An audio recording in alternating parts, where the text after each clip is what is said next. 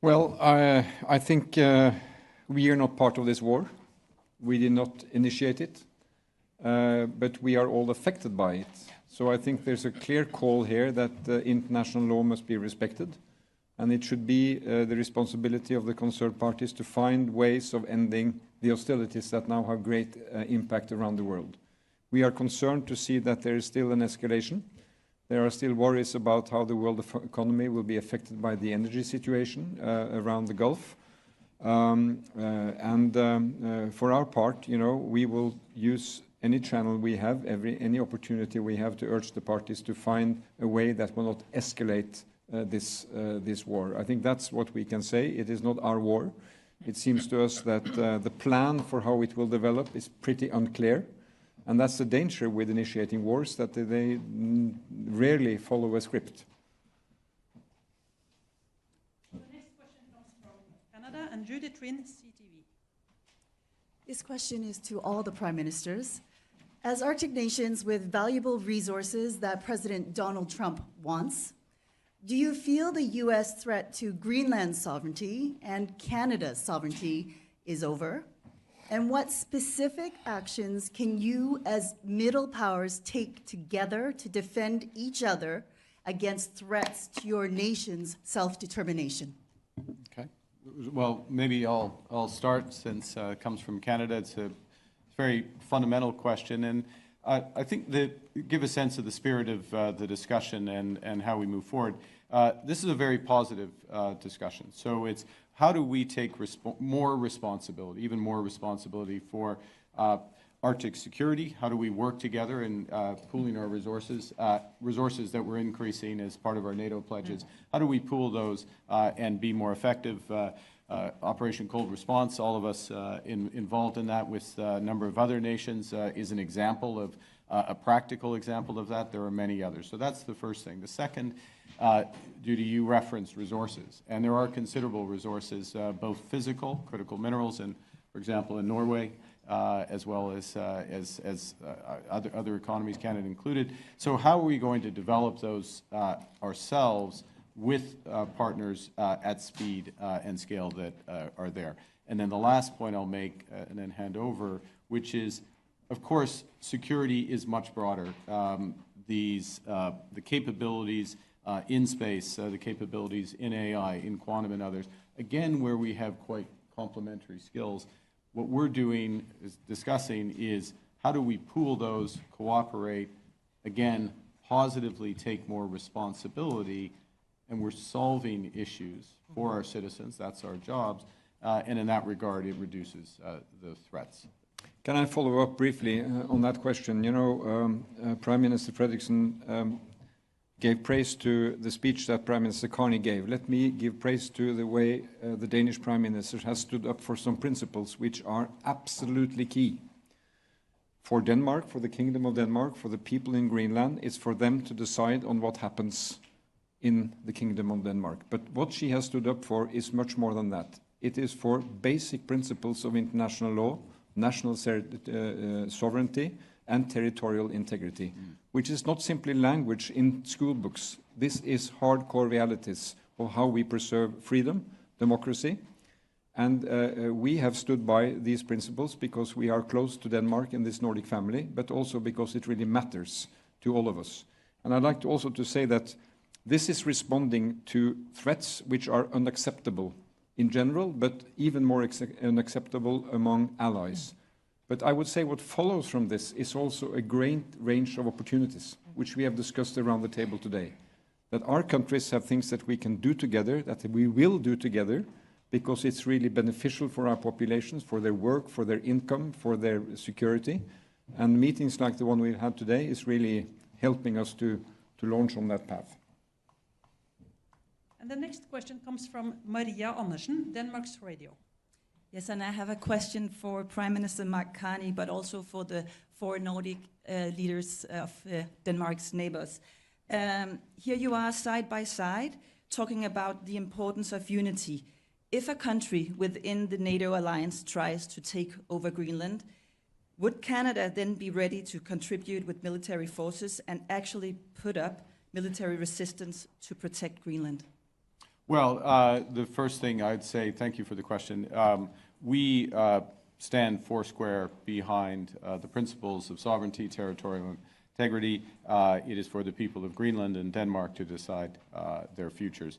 And first point, being absolutely clear about that, being clear that we will back that with measures as necessary as a partner, and being, I think the fact that we and others have been clear, I don't want to put it on Canada, but European Union and others have been clear about these fundamental principles and the principle of solidarity has helped to create the space, which always should have been there, to be clear, to develop a better security umbrella in the Arctic, but also including Greenland. So we're clear on where we stand, and we will continue to stand with Denmark and Greenland. Thank you. If I were to respond on behalf of Norway, we are part of an alliance based on collective security.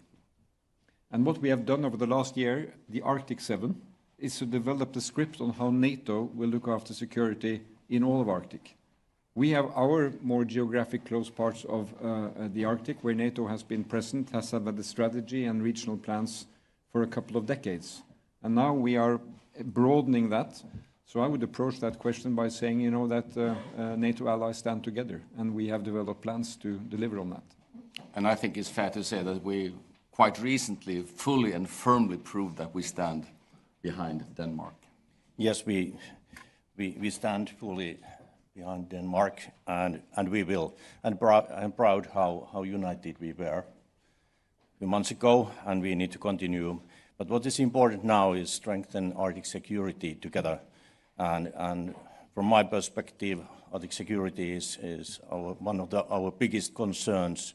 Arctic starts from our eastern border and continue to the Greenland and Canada. That's why we need to work together and strengthen Arctic security. The next question comes from the Swedish news agency, TT. Henrik Samuelsson. This question is mostly for Prime Minister Carney, but also for Prime Ministers Kristersson and Støre. There's been reports in the last few days about intensifying Canadian interest in acquiring submarines from Norway, Germany, and fighter jets from Sweden. Can you say if this was discussed at all today, and also the significance of this type of military hardware operation in this new security, global security environment of today? Okay, well, let me answer the specific, but let me make a couple of general points, which is that we have a procurement process, particularly for the submarines, which is at a stage where the final bids, there are two final bids for those submarines. Those are in, and they're being studied and worked through by an independent process. So it's not for me to comment on that, and we're not having discussions about the specifics of that.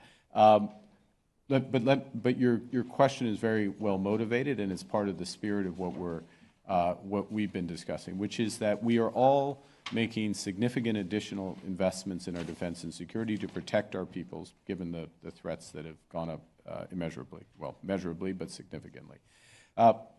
We all agree that that if we individually spend that money, or we spend it in an uncoordinated way, it's not going to be value for taxpayers. It also will not protect our people as much as we should, and it will not have spillover economic benefits to create good jobs and better futures for our citizens.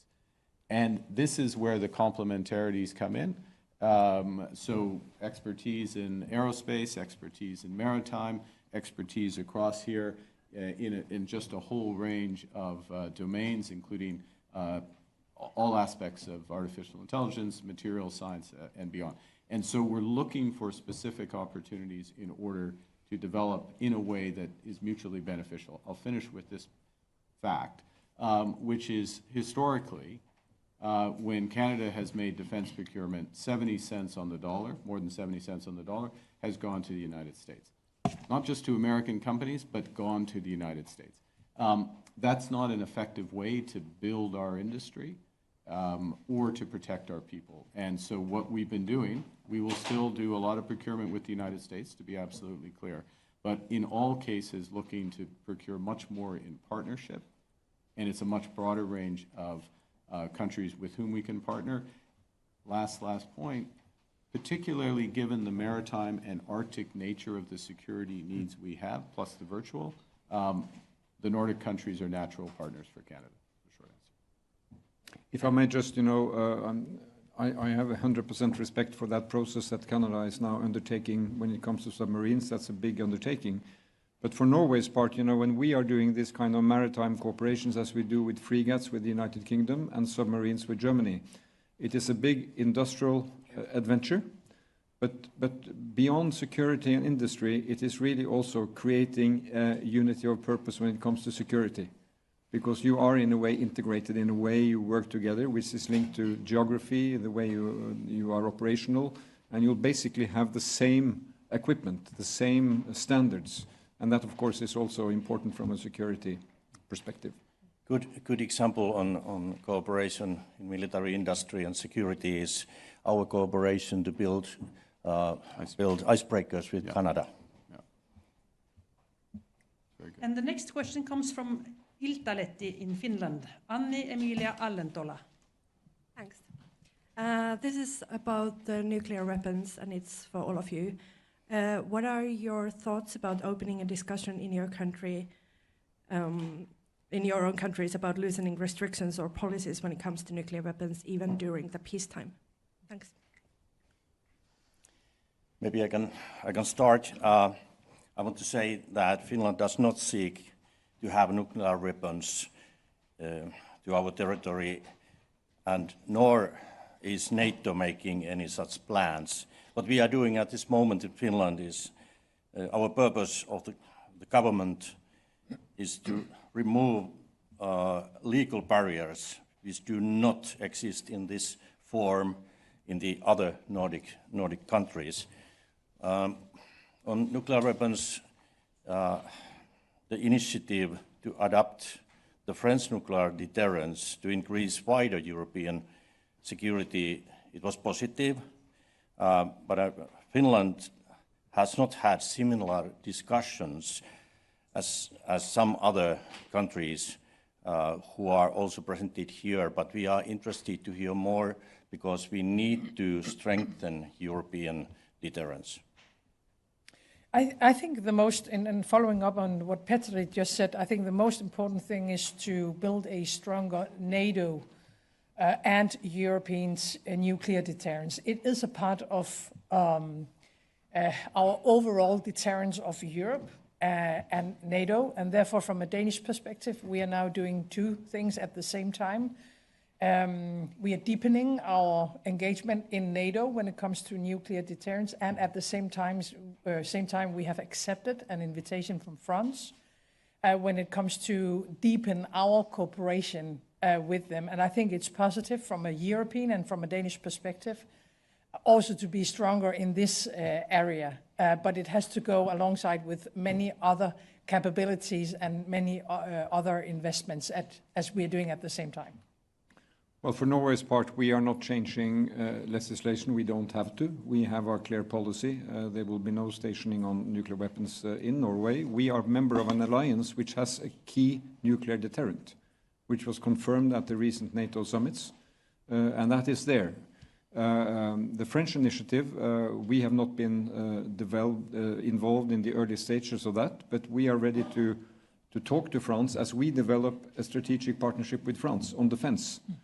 To hear more about how their plans are, and obviously that is something which will go on for some time, but the key thing here is not to weaken what is already the nuclear deterrent of NATO, upon which we all depend. Yes. Canada does not seek nuclear weapons. There's no change in policy there. We, as others do, benefit from our membership of NATO, an alliance which does have a nuclear deterrent at its heart, as you know. I'll make two final comments. One is commend President Macron's initiative to provide a layered element to that deterrence. The modalities and the breadth of that, of course, to be worked out, but we commend that initiative from a NATO perspective, from a European security perspective. It's not directly affecting Canada. And then the last thing, which is not nuclear per se, but I just underscore in terms of the changing threat environment, the risk to Canada from new missile systems, hypersonic missiles and others, is necessitating big investments, including in over-the-horizon radar and beyond, in order to have a deterrence there. Yeah, and I can easily echo what Mette Fredriksen just said, that we stand fully behind the NATO's common nuclear deterrence.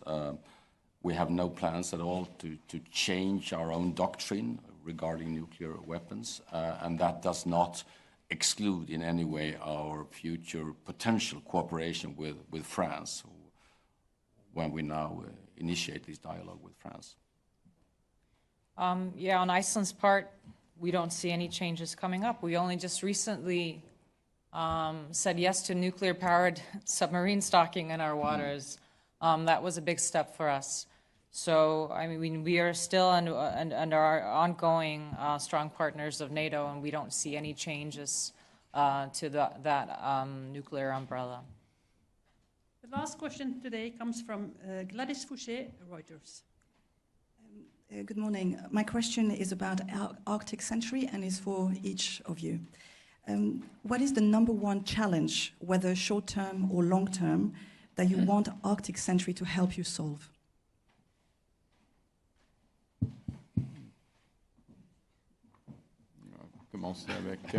Well, the biggest, I'll start. Look, the biggest security threat, physical security threat in the Arctic is Russia.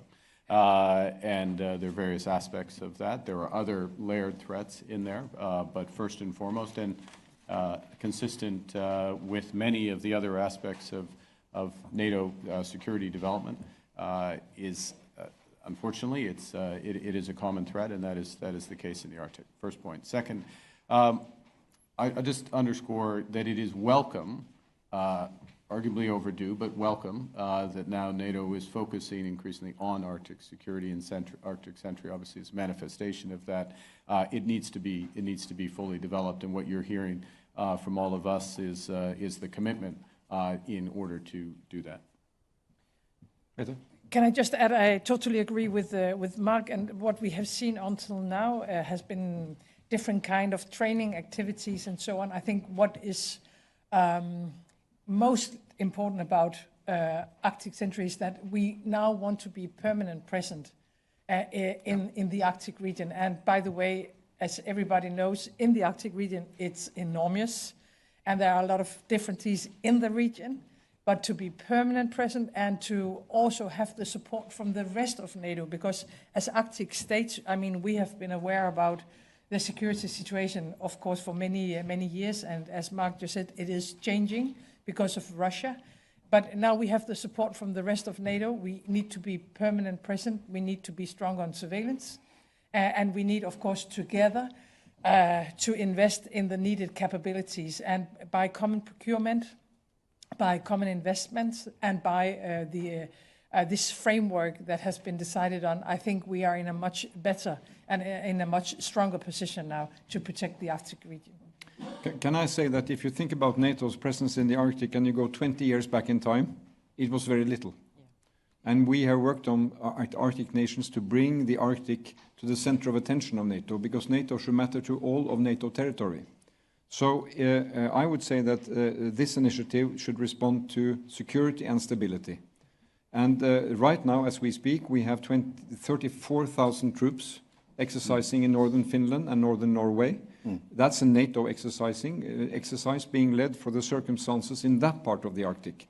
And now we are also developing capacities tailored to the challenges in broader parts of the Arctic. So this is the right thing to go. You don't need the same response at every place, but I agree with Prime Minister Carney that Russia is a defining threat. On the longer horizon, you can see China, you can see other dimensions, and we should, prepare in time for that. Mm-hmm. Can I come in on that? I think this is exactly what we were discussing in the beginning of sort of, I hate to call this a silver lining, but I mean, the countries in this region have for a while been talking about increased presence.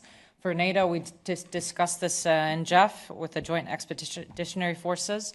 And even for a country like Iceland that doesn't have a military, we have a lot of personnel and support capacities that need to have training, need to have oversight, and at the end of the day, need to understand their own backyard.